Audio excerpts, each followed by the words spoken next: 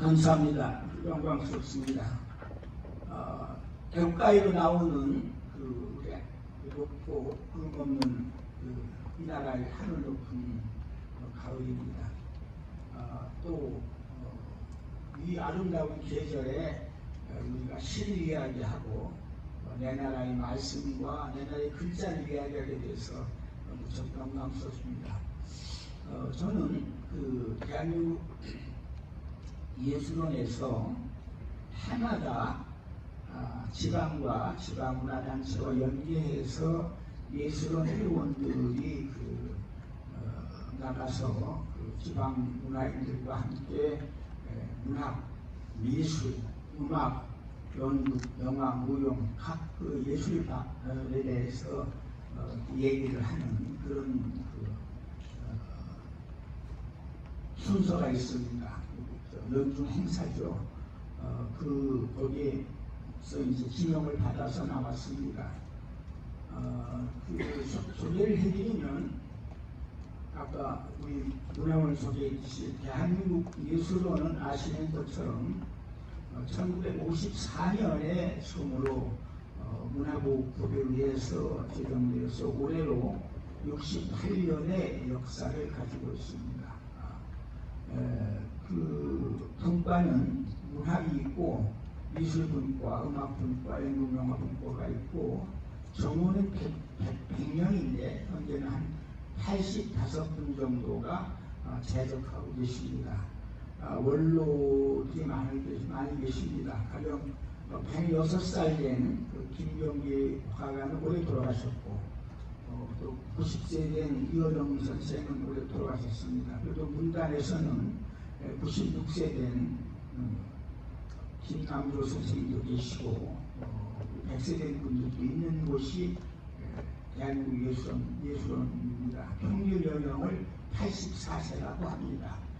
각계의 원로들, 문학의 원로들이 하는 것이고 저는 아무 능력도 없고 그런데 회원이 되는 것만으로 영광인데 또 회장이라는 자리도 68년 역사의 시인으로는 제가 두 번째 그런 영광의 이름을 얻었습니다만 아무것도 알지 못합니다.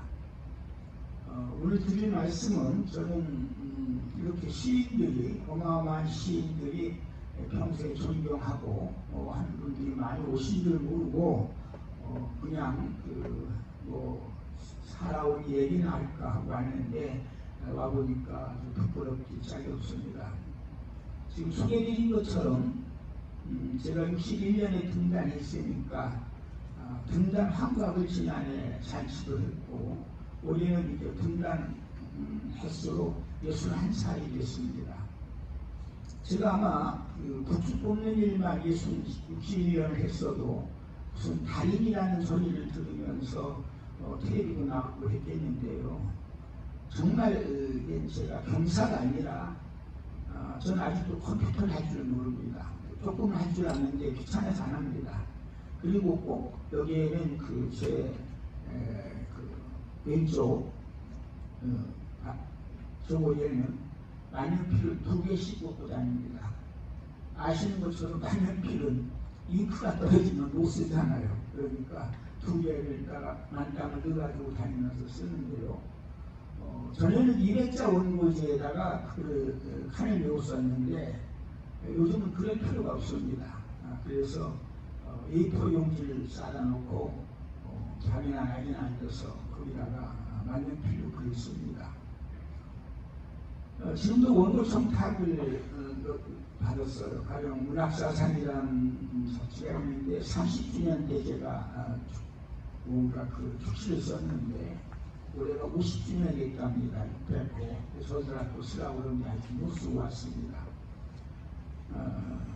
막상 만년필을 이렇게 꺼내 들고 A4 용지를 펴놓고 시를 써야 되겠다고 이렇게 붓을 잡고 있으면 정말 하얗고 캄캄합니다.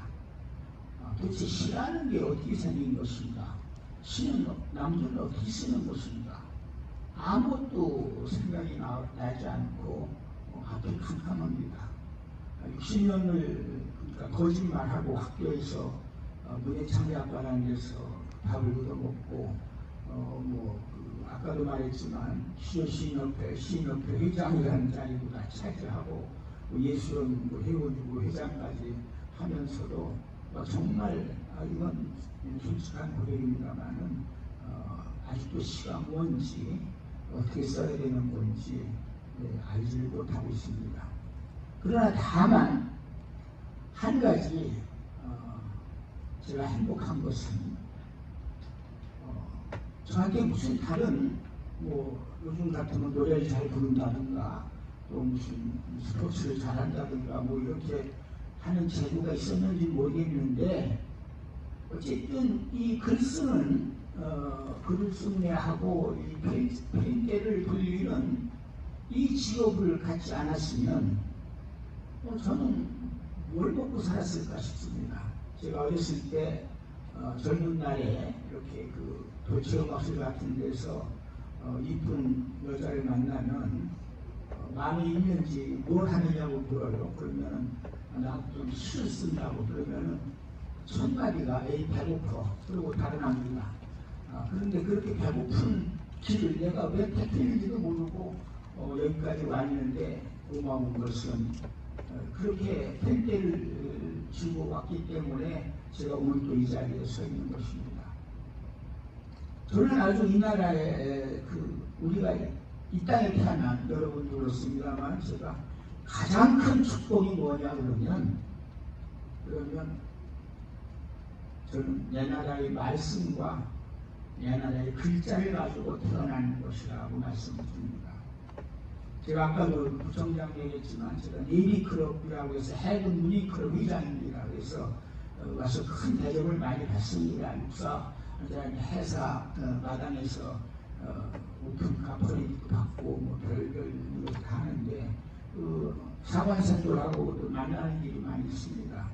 제가 물어봅니다. 우리나라는 정말 기름 한 방울도 안 나는 자원이 없는 나라. 근데 어떻게 이렇게 또 전쟁으로 분단과 전쟁으로 나라가 황폐하고 그런데 어떻게 우리가 이렇게 잘 사는 나라가 됐느냐? 그러면 자원이 뭐가 있느냐 그러면은 아주 당당하게 손을 들고 얘기합니다. 경찰이야 같은 데서 얘기하면은 교육입니다 이렇게 말합니다. 물론 교육이 아니면 우리가 이렇게 못 살죠. 정말 아버지 어머니들은 날 놓고 기억자도 모르면서 늦은 새벽부터 땅거미 때까지 손에 썩은 흙을 묻히면서도 내 자신만은 펜대를 놀리고 사는 직업을 줘야 되겠다고 해서 소 팔고 땅 팔아서 그래서 상아탑이 아니라 보석가도 나왔던 게 아니라 우불탑이라는 말이 나올 정도로 대학들이 우후죽순을 썼던 것도 그 까닭입니다. 그러나 교육은 자원은 아닙니다. 그것은 수단이죠. 그럼 자원이 뭐냐?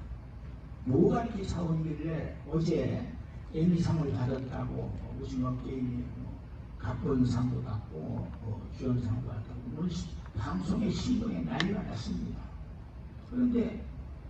그러면 여기 김우빈 선생 같은 분은 우리나라 일찍이 파일럿이었어요. 큰 비행기에 조종사였습니다.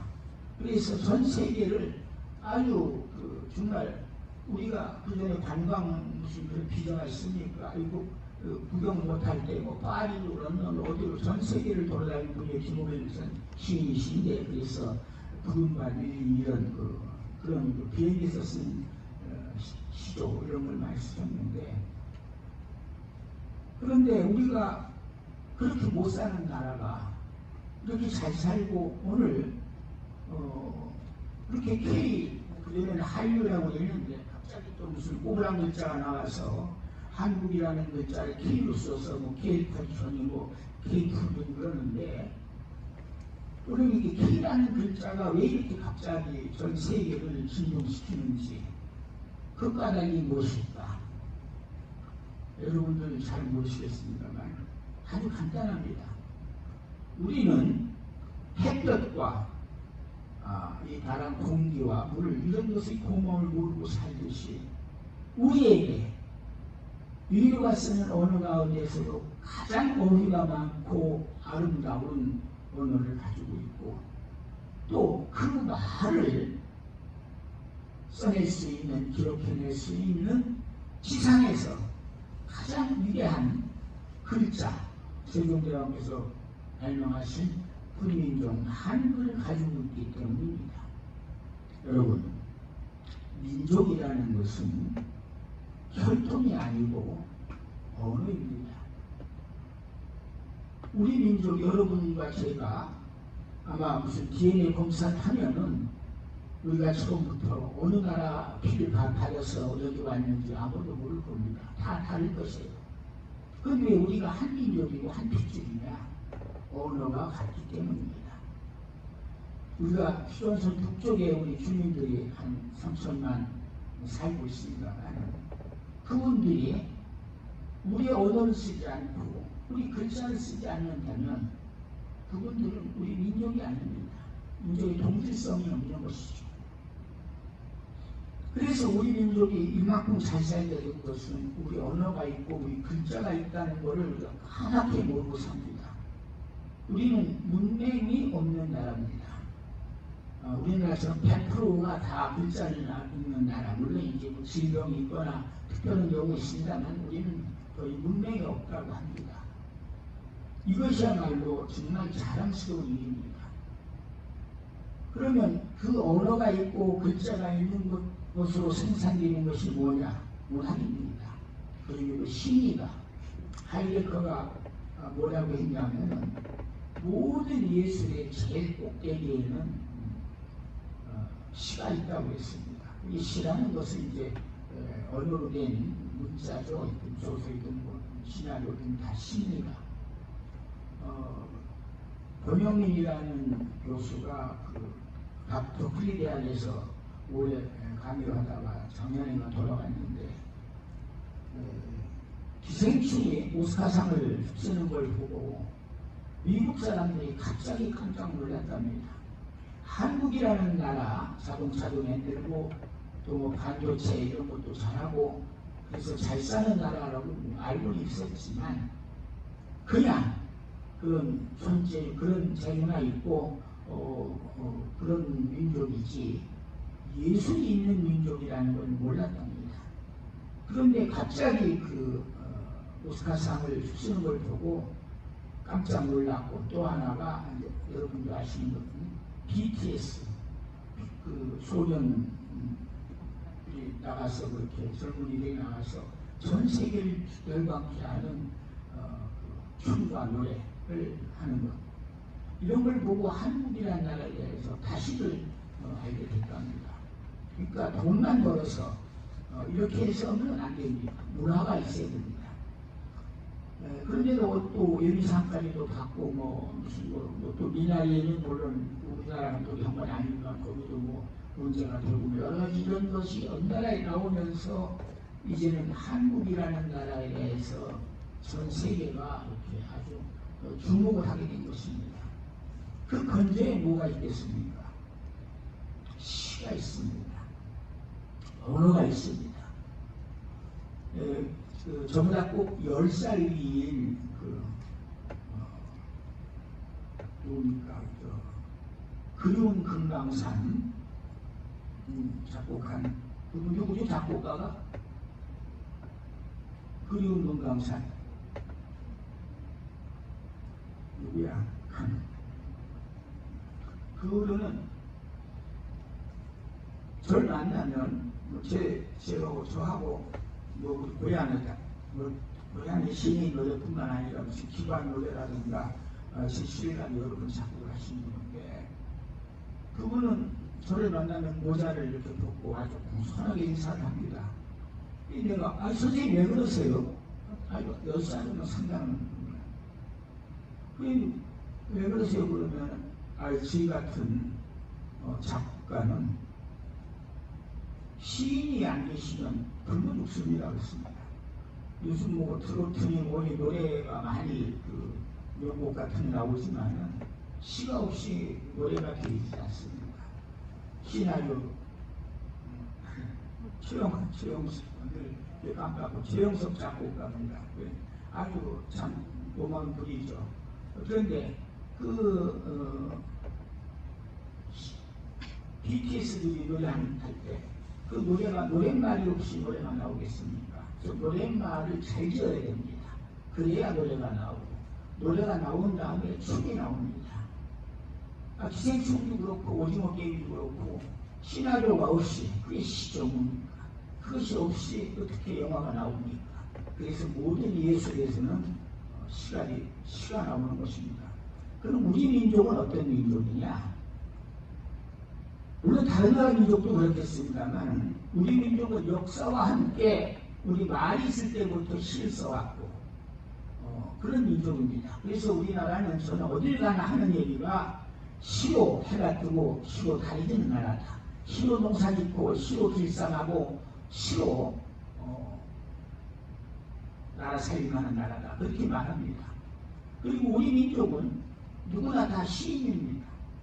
전 그걸 알아요. 우리 어머니도 시인이고 우리 할아버지도 시인이고 또 우리 동네 아저씨도 다 시인입니다. 다만 다 시를 쓰지 않을 뿐이죠.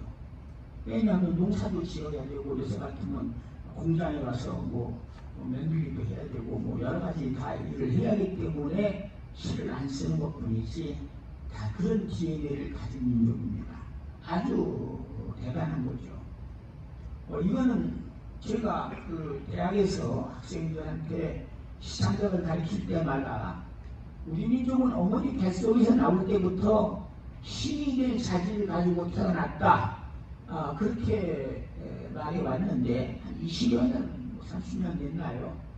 저 연변에 무슨 세미나가 있어 갔더니 연변대학 교수인데 평론가입니다. 조선족이죠.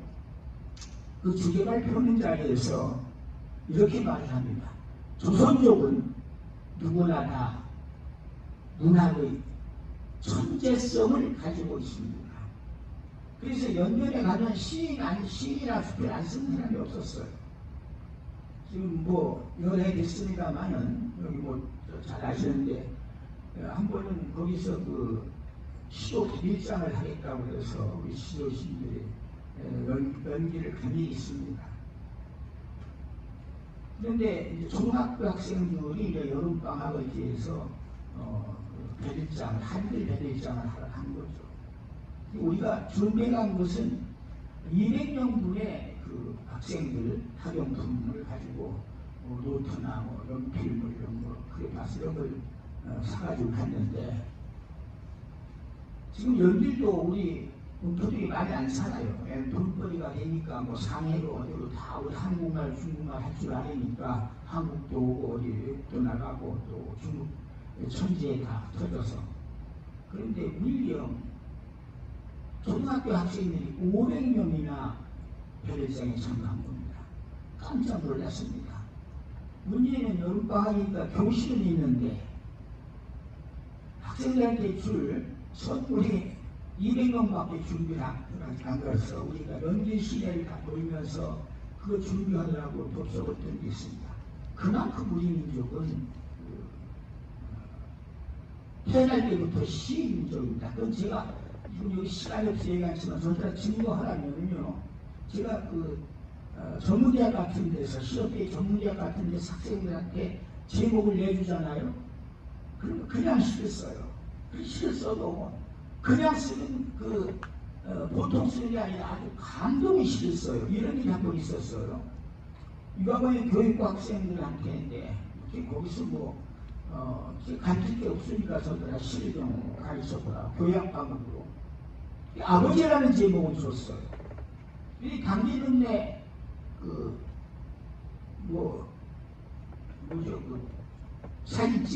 사진집 부인이 정적으로 24살 됐겠죠. 부인이 아버지라는 시를 썼어요. 자기 아버지는 저녁에 집에 올 때면 자전거에다 먹을 걸 싣고 온다든지. 근데 아버지라는 시 중에 이렇게 써요. 이번에 졸업장을 봤는데 2년째 졸업장을 봤는데 이 졸업장은 아버지 산소에 갖다 드려야 되겠다 그래요. 왜? 아버지가 돌아가실 때 자기 내 손을 잡고 얘 미안하다. 너 대학을 못 보내줘서. 그래 지금 졸장을 다닌다. 이건 내가 아버지한테 갔다. 아버지 산소에 먼저 가. 그러면서 눈물을 닦아요. 그래서 생각해봤습니다. 무슨 유학교육 학생들한테 너없이 아버지란 제목을 내고 시를 써라고 안 했으면은 그 시는 그 여학생의 머리와 가슴 속에 영광이 들어있겠지만은 밖으로 나오진 않았을 거예요. 그러니까 과제물로 시를 써오라고 그러니까 아버지를 썼는데 졸업장 아버지 산소에 먼저 갖다 드리겠다는 그거 하나가 나오는 거예요. 근데 옆에 앉은 학생은 또 달라요. 뭐라고 그러냐면은 자기 아버지는 술을 좋아한대요. 저녁에 집에 들어오면 술상을 차려놓고 너도 인생을 배워라 그러면서 콘컨장컨 이렇게 마시 먹으면서 그 딸 얼굴을 보면서 네가 시집 가면은 가는 날 너도 내가 어떻게 너 시집을 보내냐 아무래도 나는 울 것 같다. 제가 아버지가 그렇게 말한대요. 그런데 그 시 맨 끝쯤은 그래요. 그러나 저는 그날 울지 않겠어요. 제가 울면 신부 화장이 지워지니까요. 그 우습잖아요. 근데 하나는 같은 아버지인데 눈물이고 하나는 같은 아버지를 웃음이라고. 근데 이런 거를 알파고 요새 AI들아 실수라고 하면 이게 나오겠습니까? 체험이 없는 게 안 나오죠. 안 나오는 겁니다. 그런데 이 학생들이 여기서 베껴온 것도 아니고 자기 속에 담아있는 거를 시를 쓰라니까 그냥 툭 내놓으면 그게 시가 되는 거예요. 안 쓸 뿐이죠. 그래서 우리는 시의 민족이라는 것을 말씀드립니다.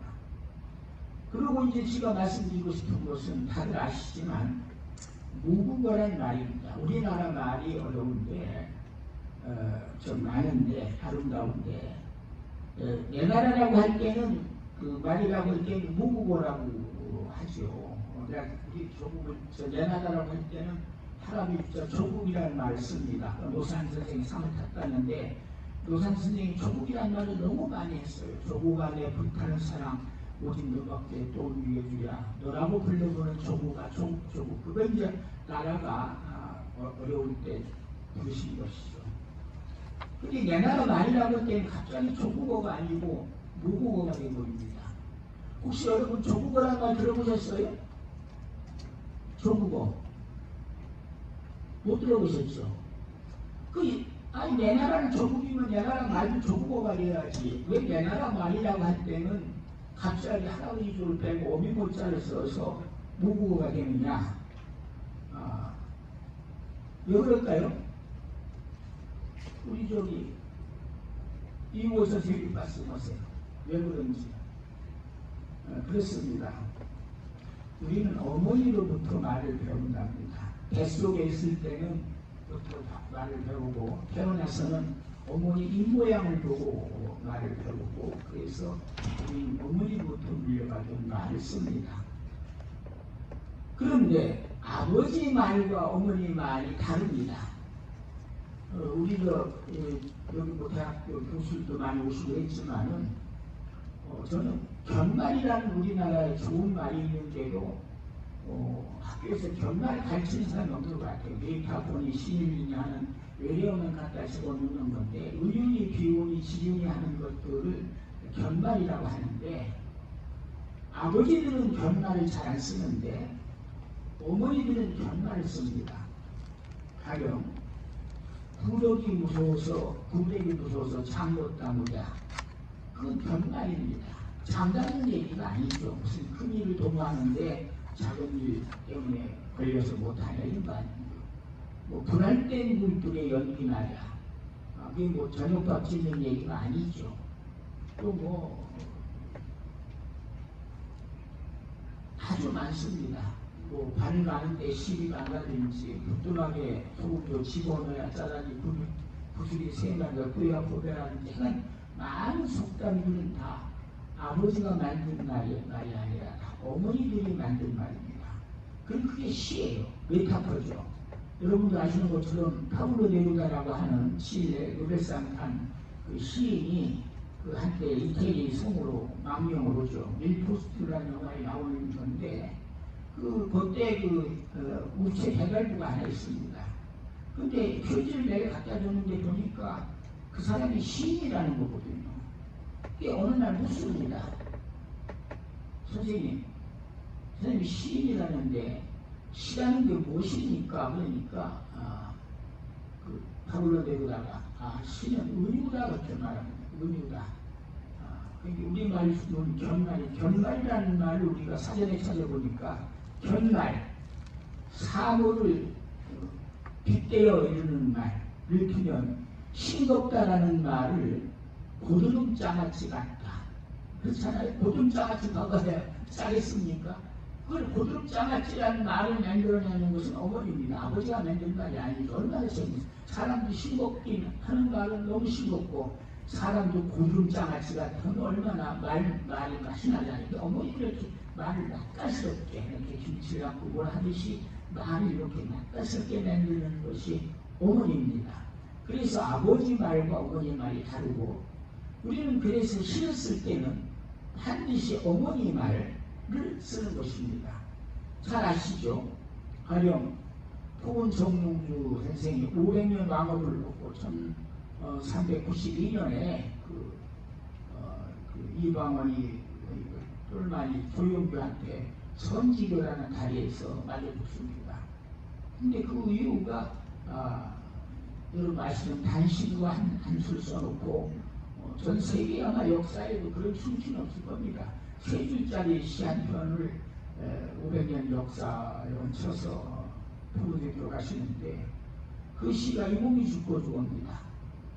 근데 그 시를 가령 춘향이가 변학도가 이제 수청을 들으라고 모진 매를 때릴 때 춘향이가 이 몸이 죽고 주고 100번 고쳐주고 백골이 진토되어 녹시라도 입고 없고 임양한 일편 다이시랴 가실 줄이 있으랴. 그래도 고난 아닙니까?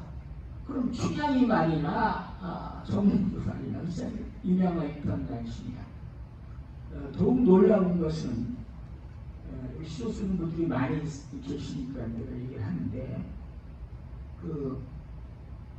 부상 선생이 한 30년 전쯤일 거예요. 어디서 있는지 모르겠는데 투표를 했답니다. 세계에서 가장 위대한 사랑신의 뭐냐? 그랬더니 다 1등한 작품이 황진이의 동지딸 기나긴 밤이라고 했다 이거예요. 그런데 저는 아닙니다. 황동규도 저랑 동감을 하는데 김상용이라는 분이 있습니다. 이분은 가누라 삼각사나 쓴 총 김상헌의 형인데 1646년에 오랑캐들이 쳐들어와서 먼저 소유세자는 아니고 복림대원을 하고 인평대원 이렇게 우선 호종을 해가지고 강화도에 가요. 들어갈 때 이분들이 결의를 합니다. 만약 강화성에 함락되면 그게 인조는 오랑캐가 너무 빨리 쳐들어와서 강화까지 못 가고 남한산성으로 피했다가 그 많은 굴욕을 당하지 않습니까? 그런데 그때 그 장수들이 모여서 우리가 성을 못 지키면 자결을 결의합니다. 그래서 김상용이라는 분은 우정까지 지낸 노인인데도 거기서 끝내 자결을 합니다. 오랑캐한테 성이 함락되니까 강화 남문에 올라가서 손자락까지 올라가서 폭탄, 가약을 터뜨려서 죽습니다. 순절을 하죠. 근데 이분이 쓴 시가 여러분들 잘 애송하시면 사랑이 거짓말입니다.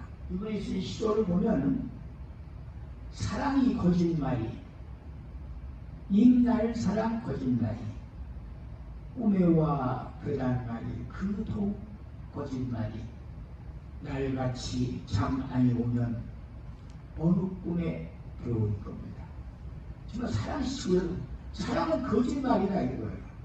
그런데 이미 당신이 나를 사랑한다는 건 더 거짓말이다 이거예요. 그러니까 임날 사랑은 거짓말이다.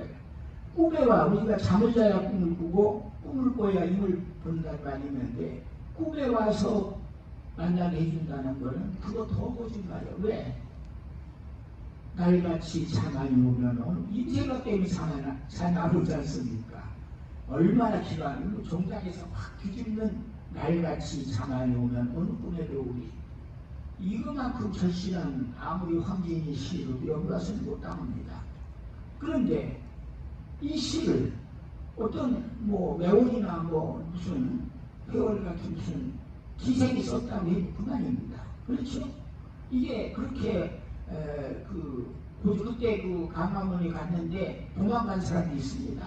이렇게 통곡을 하고 원래 장수가 빠져나간 여기 있는데 이분은 약속대로 이렇게 손자랑 거기서 죽는데 그런 헌한 장군가 쓴 시도 어떤 기생이 쓴 시나 안효자가 쓴 시나 똑같아요. 소울도 마찬가지 아닙니까? 너무 낯간 일 없죠. 우리가 그 나부기와 역겨우 가실 때에는 가시는 일은 진달래꽃 떨어진다면 레드 카페이트를 깔아드릴 테니까 그걸로 가시라고 했었고 죽어도 안 흘리고 흐른다면 아니 그걸 그냥 맥주병을 얼굴을 긋든지 하지 그거를 거기다 왜 그런 짓을 합니까? 그거를 우리나라 최고이시라고 하지 않습니까?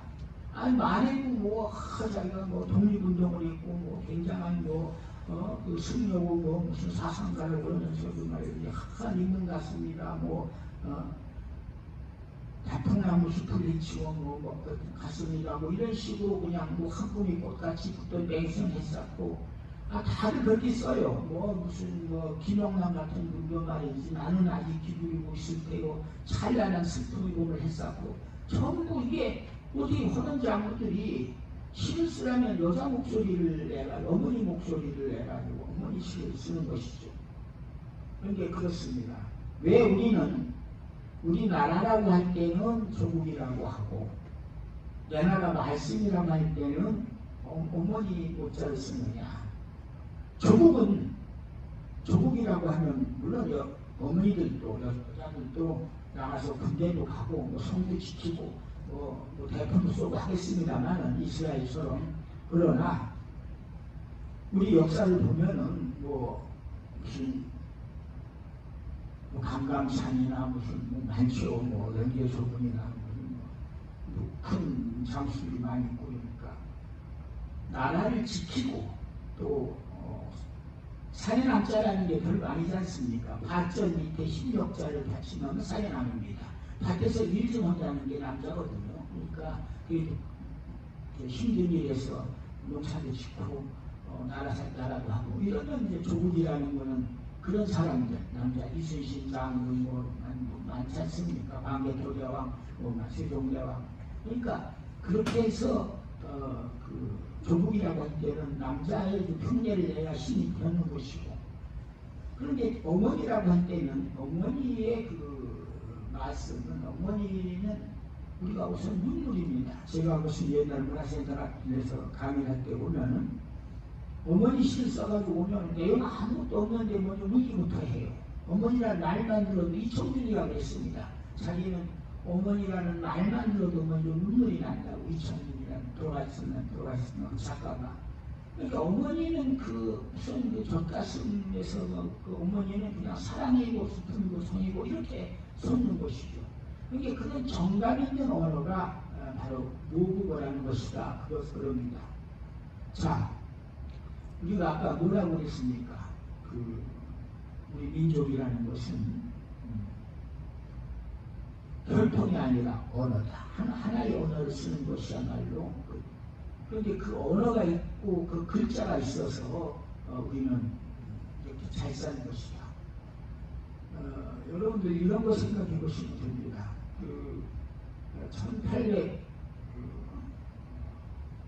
1883년에 생인 83년생인 호머 헐버트라는 사람이 미국의 젊은이인데 고종황제가 대학 총장의 아들인데 고종황제가 우리나라 와서 영어좀 가르쳐라 해서 불러왔어요. 23살짜리입니다. 1886년에 왔으니까. 그런데 이 사람이 와서 3년 만에, 그러니까 1889년에 뭘 만들었냐면 우리나라 최초로 한글 지리교과서를 만듭니다. 작년에 그 도서경매장에 그 사람이 낸 그 살인필지라는 지리교과서가 경매에 나왔어요. 700만 원. 저도 좀 살까 하고 그랬는데 얼마까지 올라가냐면 4,400만 원이 그랬어요. 그 호모 헐버트라는 사람이. 자, 미국 사람이 와서, 그 사람은 물론 이제 독립운동도 했습니다. 미국 가서 뭐 그 독립한다고 그러고 그랬어요.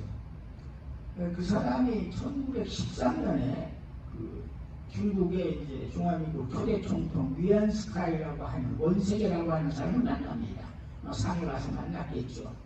그러니까 위안스카이가 뭐라고 그러냐면은 이 중국은 큰일 났다. 한자가 글자도 많고 어렵고 우리는 뭐 28개 주요 24글자면 다 되는 거 아닙니까? 한국은 뭐 글자 하나하나 다 다르니까. 그래서 문명자가 너무 많아서 90%분에서 나라가 큰일이다 그러니까 이 호모 헐버트라는 사람이 뭐라고 그러냐면은 큰 걱정하지 마라. 한글을 갖다 쓰면 문명자는 싹 없어진다. 그래서 그 위안스카이가 그 말을 듣고 사람들한테 얘기를 합니다. 지시를 해요. 한글 좀 갖다가 써보자. 그 얘기를 듣고 이승만이 그때 대통령 아닐 때니까 신문에 글을 씁니다. 청인들이, 청나라 사람들이 우리 글자를 갖다 쓴다니 그거 참 오묘한 일이다. 근데 왜 안 썼느냐? 우리 세종대왕과 한글 만들어놓고 2, 3년 기다리지 않았습니까? 그걸 자꾸 오락해 글자, 없어질 오락해 글자. 그거는 왜냐 그러면은 이제 그 몽고의 파사파라고 하는 쿠빌라이가 만드는 파사파라는 중학교 명령 글자를 나중에 그 주원장이나 명나라에서 몽골 잡아먹고서는 그 글자를 없애버립니다. 그거를 이제 최만리가 세종대왕한테 그게 없어지고 오락해서 왜 만드냐고 그러잖아요. 이 중국서도 1913년이니까 우리가 벌써 일본한테 먹혔습니다. 왜 하필이면 망할 나라 글자를 갖다 쓰느냐 하는 반대파 때문에 이루지 못했어요. 아마 그때 중국에 한글 갖다 썼다면 아마 지금보다 10배는 아마 부자가 됐을 것입니다. 우리는 이렇게 쉬운 글자, 제가 중학교를 들어갔더니 영어를 가르치는 데 보니까 발음기호라는 게 있어요. 발음기호. 그건 알파벳을 쓰고 또 읽는 기호가 있어요. 우리 한글 책에 발음기호가 있습니까? 왜 없죠? 우리는 한글이 발음기호라. 그래서 마음대로 세종대왕만 다 닥소리 목소리 개소리 다 쓸 수 있도록 만든 글자거든요. 근데 이것 때문에 요새 이제 우리나라가 더 한층 쪽을 한데 제대로 다이아몬드라는 사람이 있습니다. 이 사람은 37년생인데 세계적 석학의 총윤세라고 하는 세계적 베이스는 요새 코로나 균인데 균군구에 총하고 균하고 쇠붙이 이것 때문에 인류가 망한다 그런 걸 가지고 베이스를 한 사람인데 이 사람이 3년 전에 우리나라 왔었어요. 대변동이라는 책을 내가지고 여기 나왔는데 저는 그 소문만 들어봤습니다만 그 제레미 다이아몬드라는 사람이 와서 강연을 했는데 한국인이 아무 걱정하지 말이었어. 한글을 만들어낸 민족인데 뭘 걱정하느냐. 경제 걱정할 거고 남북관계 아무것도 걱정하지 말라고 그랬어. 그 사람 그 책 서문에 한글판 서문에 보면은 영어처럼 불편하고 불안정한 글자가 없다. 영어 역사를 쫙 얘기하면서 한글이야말로 최고의 글자인데 우리가 인류가 쓰는 문자 가운데 어느 문자가 가장 위대하냐고 묻지를 말하다고 그건 한글이 그렇게 나와요. 아니 이 사람은 지리학자고 물론 인문학 학자이긴 하지만은 한글에 대해서 그렇게 몰라 잡고져요. 또 하나는 진 로저스라고 하는 투자가가 있습니다. 이 사람이 세계적 3대 투자가인데 싱가포르에 있나 그래요. 이 사람은 맨날 여러분도 아시지만 일본이 젊은이 기업 빨리 일본 열도를 탈출하라고 쓰는 사람이에요. 그 사람은 뭐라고 해서냐면 세계의 젊은이들이 한글에 투자하라, 한글에 투자하라 그럽니다. 그래서 우리가 지금 살고 있는 이것이 한글이라는 것이 얼마나 이렇게 위대한 것인가 하는 것을 우리가 알아야 되고, 사람들은 다 몰라요. 이거 뭐 그냥 뭐 BTS가 있고, 그냥 뭐 기생충이고, 그냥 뭐 무슨 오징어 게임이 있는 줄 알지만은 우리 말과 글자가 있다는 것처럼 이거 그렇게 위대한 것입니다. 저는 그 노산 선생님이 을 좋아합니다. 노산 선생을 그 양반 존경하고, 여기 마산 분이시죠. 1903년생인데 82년에 돌아가셨는데 80년인데 저를 굉장히 예뻐하셨어요. 사무실과 저한테 후계자가 되달라는 말씀까지 하시고 그런 노래인데, 그분이 늘 주창하시는데 얼말글 이것을 늘 주창했어요. 한국인의 얼, 그다음에 말, 글. 물론 이것은 뭐 그분이 뭐 새로 만들어내신 것이 아니라, 그래서 이제 이분이 쓴 시 중에 보면 이제 그 니을자라는 시 여러분들 아시죠?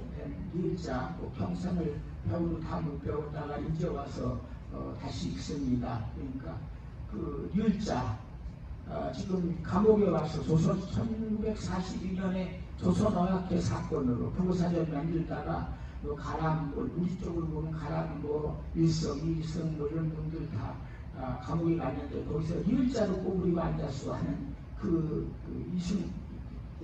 이은상 선생의 니을자인데, 이분이 늘 추천하시는 것이 얼말글이에요.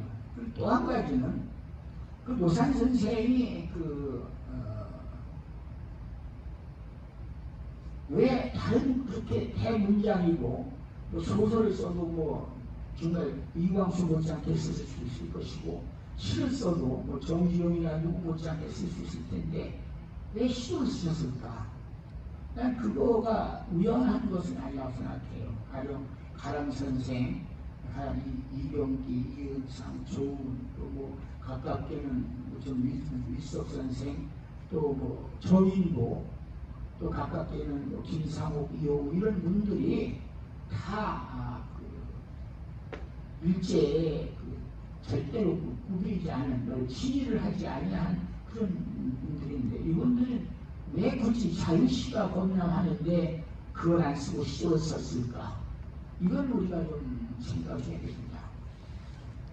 이분들이 생각한 것은 시조가 가지고 있는 것이 말하자면 한국의 얼과 글과 말을 다 잘 살리는 것이 시조라고 생각하시는 것입니다. 그리고 시조를 지켜내는 것이 민족을 지켜내는 것이고, 민족의 자주독립을 그때는 일제강점기니까 그래서 민족의 시로 생각하고, 글자가 없어서 자유시나 소설이나 다른 것을 못 쓴 게 아니고 일부러 쓰신 거예요. 그러니까 한 가지, 아까 말씀드렸지만 81년에 나라에서 돈을 줘가지고 친구 7명하고 8명이 이제 그리스 갔습니다.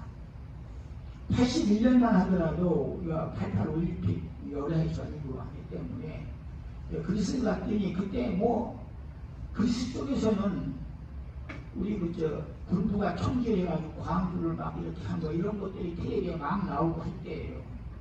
거기는 또 군정에서 사회당 정권으로 들어서고, 멜라메리쿠라고 하는 네버넌스 때 나오는 여배우가 지금 장관도 되고 막 그런 나라였습니다. 갔더니 이 사람들이 아주 6.25 때 자기들이 참전한 나라라고, 그리스가 한 전에 참전 나라라고 자랑스럽게 얘기를 하더라고요. 그런데 이제 우리 외교부하고 이제 문광부에서 오가나이즈 해가지고 갔더니 이제 두 단체를 만나게 한 거예요. 우리는 저까지에서 8명인데 평론가도 있고 소설가, 시인 그랬었는데, 근데 두 단체인데 하나는 보니까 우리나라로 말하면 문인협회 같은 데고, 하나는 우리나라로 말하면 페이크업 같은 해외 단체, 두 단체인데, 서양 사람들은 금방 머리가 하얗고 그렇잖아요. 그리스는 노벨상 수상 시인도 있고 한 그런 나라입니다. 보니까 노벨상 후보자도 있고 그렇다고 하더라고요. 워낙 문명이 오래된 나라니까. 두 단체 사무실 갔더니 그 할머니 할아버지 같은 이들이 와가지고 뭐 이렇게 다과도 준비하고 이제 한국에서 문인들이 왔다고 그러는데 8명이 왔다고 그러는데 이 사람들이 우리 그 창녕을 원숭이처럼 생각하는 것 같아요. 코리아 저 아직도 저 군대가 막 총질에 사람 잡고 그런 나라가 뭐 문인들이 다 있어. 8명 그럼 다 왔겠지. 8명이면 다 왔. 생각해보세요. 우리가 아프간이 동티모르니 우리가 파견하더라고. 그 나라가 시가 있는지 뭐 문학이 있는지 모르지 않습니까?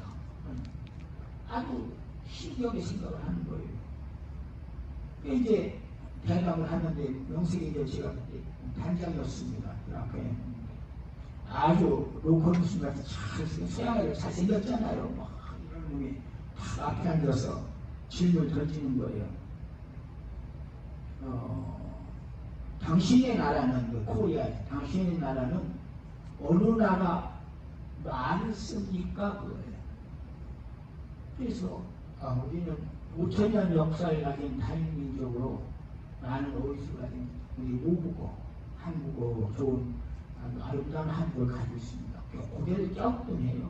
한국 사람은 조선하면 자기 나라 말까지 있어. 이건 또 자신 있게.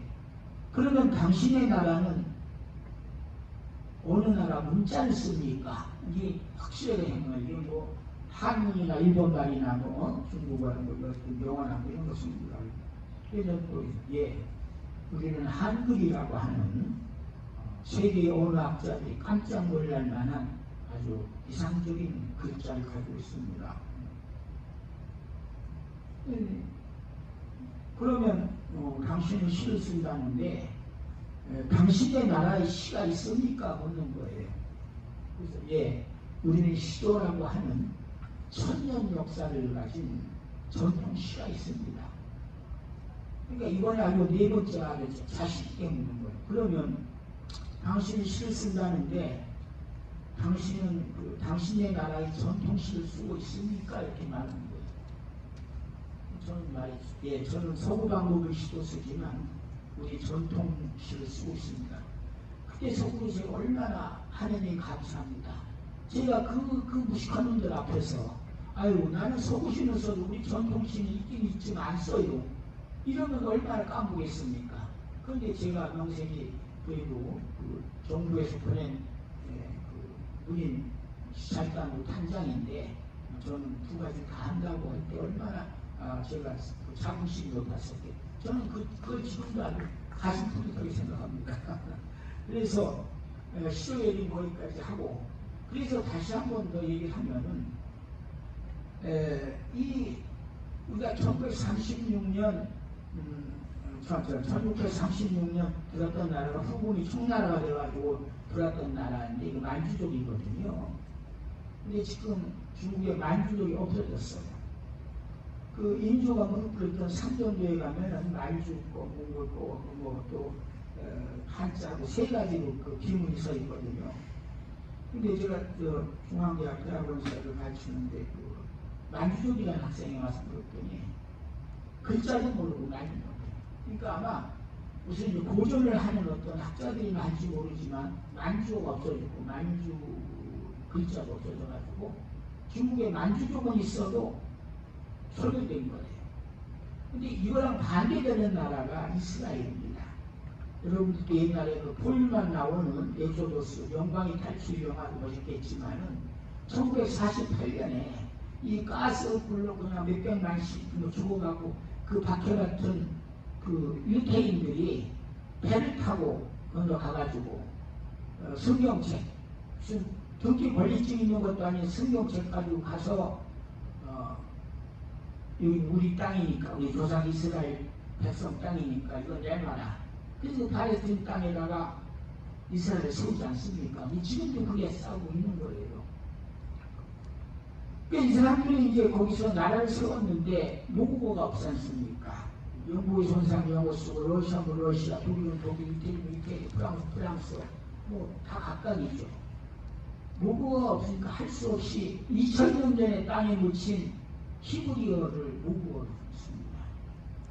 우리나라는 이제 국어 학회가 있습니다만 뭐 그게 그 나라가 뭘 하는지 그게 뭘 하는지 저부터 잘 모르는데 이스라엘은 히브리어 학교가 어마어마합니다.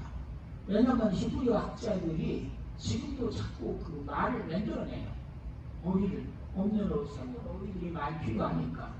그런데 요새 글로벌 시대에 영국하고 미국하고 친하면 그냥 영어를 쓰면 너무 쉬울 텐데 아무 나라도 안 쓰는 그 히브리어를 왜 문법을 쓰겠다고 난리인지. 그런데 아닙니다. 유태인들은 이스라엘 사람들은 나는 유태인이다. 제1조가 히브리어를 쓸 것입니다. 히브리어를 쓸 거야. 히브리어를 안 쓰면 너는 유태인이 아니야. 너. 그럼 왜 그 조그만 나라에서 왜 그걸 쓸까요? 히브리어를 안 쓰고 영어를 다른 거 쓰면은 민족이 없어지는 겁니다. 한때 우리나라 어떤 대통령이 영어를 써야 좀 나라가 잘 산다고 한 사람이 있었습니다. 근데 영어를 써서 망한 나라가 있습니다. 어느 나라죠? 영어를 써서 망한 나라. 필리핀입니다. 우리 60년대 저기 서울의 장충체육관, 얼마나 큰 체육관은 그 필리핀이었어요.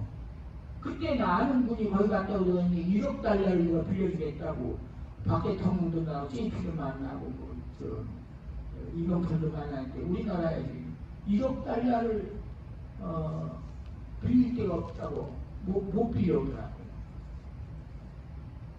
필리핀이 잘 살았어요. 박정희가 그때 달전 1961년에 우리나라가 국민소득이 80달러였습니다.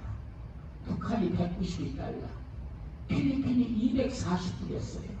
박정희 의장께서 우리도 필리핀만큼만 살았으면 좋겠고 300만 사람 좋잖아요. 10평 아파트 같이 사는 사람이 30평 아파트, 30평 아파트, 100평 아파트면 얼마나 좋겠어요. 그런데 그 필리핀 어디 갔습니까? 필리핀이 벌써 거기 무슨 영어 선생님들이 뭐 홍콩 와서 무슨 신고도 했다는 얘기입니다. 30년 된 얘기입니다. 아마 우리가 3만 불, 4만 불 한다는 국민소득인데 우리 80달러고 있는데 걔들 아직도 몇천 달러에 머물러 있을 겁니다. 필리핀 작가는 그렇게 합니다. 필리핀 문화는 죽었다. 그래서 자기 언어를 가져야만 하는 것입니다. 그런데 우리가 가만히 생각해 보십시다. 그럼 이 언어라는 것이 왜 피보다 우리는 무슨 피는 물보다 진하다라고 하냐면은 제가 이런 걸 느낀 일이 있습니다. 88년에 서울 올림픽이 끝나고 89년 4월 달에 부소련을 갔어요. 그때 러시아가 아니라 부소련이었습니다. 가서 모스크바를 갔다가 어딜 갔냐면 카슈 우즈베키스탄이라는 데를 갔습니다. 중앙아시아 쪽이죠. 그 호텔에 아주머니가 있는데 그 우표를 팔아요. 그래서 우표를 이제 애들한테 이렇게 엽서다 쓰려고 돈을 주니까 우표값이 나오지 않습니까? 메뉴를 하니까 돈을 안 받으려고 그래요. 서울은 몇 개 민족이 삽니까? 그분 아주머니가. 근데 돈을 안 받으려고 우표는 돈이 써 있으니까 그걸 내가 줬더니 그걸 받아서 사람에 넣으면서 이건 안 받아야 되는 건데 그래요. 그런데 이제 나중에 그거게 이제 시장에 갔습니다. 제에서 중앙시장에 갔는데 우리 공부 갖고 누나 같은 아주 얼굴도 예뻐요. 똑같아요. 그런데 뭐 수건 쓰고선 반찬 가게에 저렇게 서서 반찬을 팔고 있어요. 그런데 비닐봉지가 이렇게 있는데 그 비닐봉지에다가 이렇게 우리 물 배추 있죠? 배추에다가 고춧가루 넣는 그 담가. 이거 러시아 소련 같으니 그냥 음식이 짜고 막 그냥 쓰고 그래요. 근데 저걸 먹으면 얼마나 좋을까. 그러고서는 아주머니 이거 얼마예요? 그랬더니 그 예쁜 아줌마가 갖다 잡수고 그래. 얼마냐니까 누가 보고 갖다 잡수고 그래. 돈을 안 받겠다는 거예요. 호주머니 무슨 사이판하고 무슨 스타킹이나 이런 것도 많이 준비해갔거든요. 준비했는데 그것도 없던 거예요. 돈 안 받겠다고 그러고 누가 본다고 갖다 먹으라고 그러고 그 얼굴들이 그걸 이제 이만해요. 많은 그 비닐 그 배수김치 그걸 결국에 바짝 걸어갔는데 아이고 더 맛있는 게 있는 거야. 이런 비닐봉지에 봄떡이 있죠. 푸릇푸릇한 조그만 배추 그걸 가지고 담은 김치도 파는 거야. 그래서 이거는 아주머니 이거 얼마예요? 아무 말도 안 되게 큰 봉지를 열어놓더니 거기 있는 나무를 뭐 무슨 우리가 가리나무 무슨 나무 이런 거를 고루고루 넣고 그거는 탁 넣고 또 돈을 안 받는 거예요. 그래서 제가 뭐 이 정도 많았는데 거기 청구하시다가 3천 불렀습니다. 도대체 내가 누군데? 저 조카도 아니고 동생도 아니고 뭐 때문에 두고 아줌마가 나한테 김치값을 안 받았을까? 딱 하나예요. 아주머니 이거 얼마예요? 이걸 한 마디에 그냥 뿅간 거야. 모국어를 썼기 때문에. 제가 중국어나 영어나 일본말 썼으면은 돈 안 주면 쫓아가서 난리치지. 그 아줌마들이 그걸 줄 리가 있어요.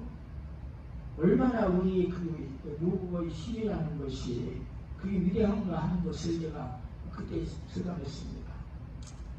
제가 이제 그 정주영 회장이 그 한 번은 무슨 뭐 시인학교에서 만났더니 나한테 이 선생 내가 좀 금강산에 가려고 그래서 아이고 이 노인네가 좀 나이가 들더니 좀 망령기가 있구나 했더니 진짜 금강산 가는 데를 띄운다는 거예요. 그게 첫 배로 갔어요. 소설가는 그 이유문 박범계 신호다 이러면서 뭐 신문사에서 뭐 쓰라고 해서 갔는데 돌아올 때 그냥 그 장정호에서 배가 돌리는데 뭐 때문인지 또 그걸 내가 그 가판에 올라갔어요. 금강산 왔으니까 좀 잘 좀 보고 가야지. 가판에 올라갔더니 그냥 우름 바다예요, 우름 바다. 정주영 회장이 아마 그 일부오도청에 그 통천 그쪽에 고향 그 노인들을 많이 싣고 간 거야. 대형 사람 구경시키라고. 그래서 이제 그 버스로 버스로 여러 대가 큰 데로 갔으니까 이렇게 가는데 보면 뭐 어떤 사람은 저기가 내 다니는 학교고 저기가 우리 집이고 그러면서 온 거예요. 그런데 고향에 왔는데 누구 하나 만날 사람이 없잖아요. 그리고 안부도 묻고 뭐 누구네 집 왔느냐고 이렇게 그 군대들 지키고 우리 아무도 뭐 개미새끼 하나 만날 수도 없잖아요. 그러니까 이 양반들이 그냥 어둑어둑한 그 바다에다 내고 손에 그냥 바람도 불에 11월 하순인데 바람도 막 불고 그러는데 막 우는 거예요.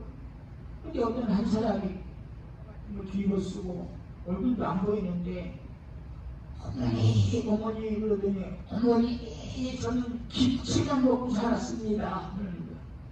어떻게 어머니를 두고 제가 잘 먹겠습니까? 그러는 거야. 참 나도 눈물이 나려고 그러네. 어머니한테 하는 얘기가 내가 김치 먹고 살았는데 물론 뭐 요새 뭐 무슨 뭐 고기 반찬 안몽산 있나 근데 그 사람 진짜 내 어머니를 생각해서 내가 고기 반찬도 안 먹고 살았다 이거요. 근데 갔다 와서 제가 그 이현웅 선생한테 물고 박완 선생한테 이건 시인이나 작가가 상상적으로 쓸 수 없는 말이다.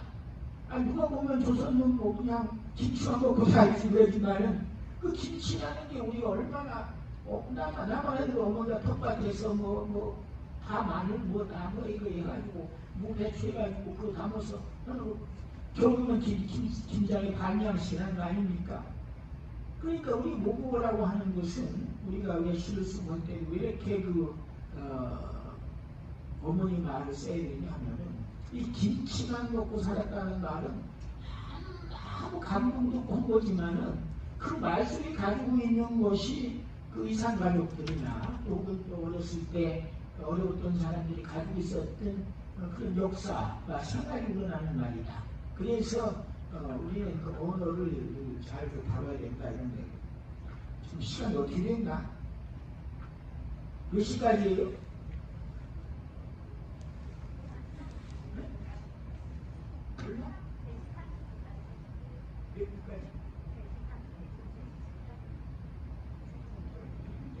다 내기 다 붙은 건데 그 시라는 것은 무엇이냐 누가 그 사람이나 현대시하는 사건 그 시를 25절 안에 안쪽에 그 시를 쓰라는 거예요. 세상에 내가 시가 뭔지도 모르지만은